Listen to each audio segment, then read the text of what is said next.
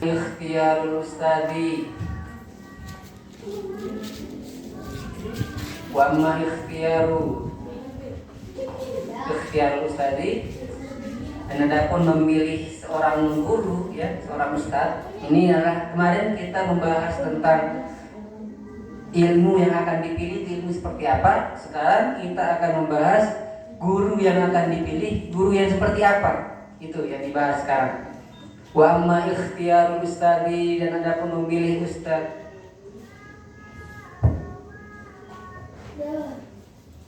Fayambaghi ay yakhtarul a'lama wal awra'a wal asanna kama ikhtara Abu Hanifah Hammad bin Abi Sulaiman. Fayambaghi, maka seyogianya, maka seharusnya bagi seorang pelajar ay yakhtara, agar memilih, fayambaghi, maka seharusnya bagi seorang murid ay yakhtara, agar memilih, agar menentukan a'lama, seorang guru yang paling pintar. Ini kriteria guru yang harus dipilih, ya. Ketika kita mencari ilmu, kita harus memilih guru yang paling pintar. A'lama, yang paling pintar, wa awra'a, yang paling warok, wal asanna, dan yang paling senior, tua, ya. Asanna itu tua, yang paling senior. A'lama, yang paling pintar. Yang kedua wal awra'a, yang paling warok, yang paling bagus sikapnya. Selain pintar juga memiliki sikap yang baik. Itu kriteria guru yang harus dipilih oleh seorang pelajar. Jangan cuma pintar doang tapi ahli korupsi misalnya, pintar doang tapi suka bohong, itu jangan. Itu bukan kriteria guru yang layak untuk kita pilih sebagai guru. Wal asanna, dan yang paling tua atau yang paling senior. Itu 3 kriteria guru yang harus kita pilih, yang paling senior. Kalau kita lihat dari bahasa, asanna itu tua sebenarnya. Tapi kadang ada yang muda tapi lebih senior. Misalnya ada yang muda tapi memiliki pemahaman lebih baik daripada yang tua.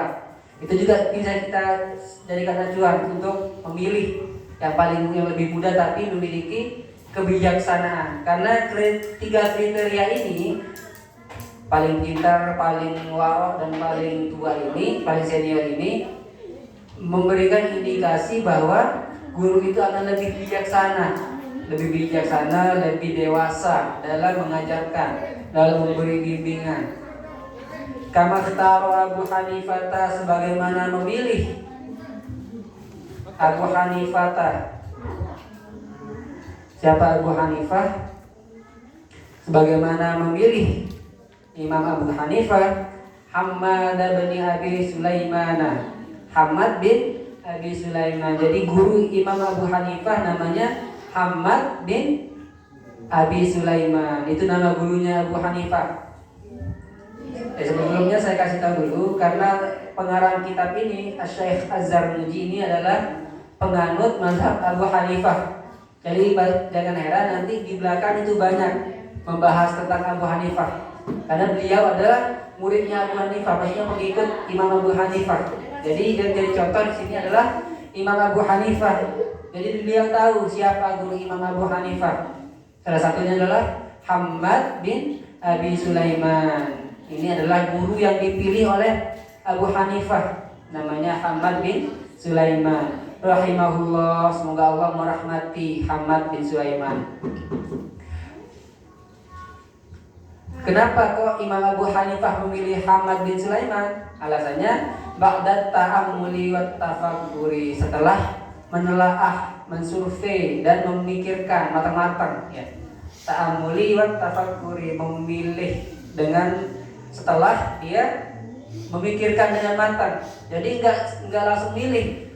Ketika itu Imam Abu Hanifah memiliki banyak calon guru, calon ustaz, calon yang akan dijadikan gurunya. Jadi Imam Abu Hanifah survei dulu, keliling di pengajian ini gimana sih ustadznya, apakah baik, apakah pintar, itu dilihat dulu, ditanyakan ke tetangga gimana sikapnya ustadz ini, ya ditanyakan dulu, survei dulu, diteliti dulu sama Imam Abu Hanifah sebelum, dan akhirnya pilihannya jatuh kepada Syekh Hamad bin Abi Sulaiman. Itu setelah lama melakukan survei dalam pemikiran yang panjang ya, ba'da ta'ammuli wa tafakkuri, setelah banyak melakukan penelitian baru menentukan ya, ditentukanlah bahwa Hamad bin Sulaiman adalah seorang syekh yang paling layak untuk dijadikan guru ketika itu. Nah, begitu juga kita sekarang. Kan kita nggak bisa memilih guru seperti dulu. Kalau dulu murid mencari guru kan dulu. Sekarang enggak, karena kita kan sudah ada lembaga sekolah. Jadi pemerintah sudah menyediakan lembaga tempat belajar. Kita nggak bisa pilih gurunya. Jadi yang kita pilih adalah sekolahnya. Kita lihat sekolahnya apakah bagus. Bukan bagus bangunannya ya. Apakah guru-guru yang ada di sekolah itu bagus. Itu dilihat. Apakah pintar-pintar gurunya. Apakah guru-gurunya baik hati dan tidak sombong misalnya, dan rajin menabung. Kriteria seperti itu yang kita lihat. Jadi jangan asal memilih.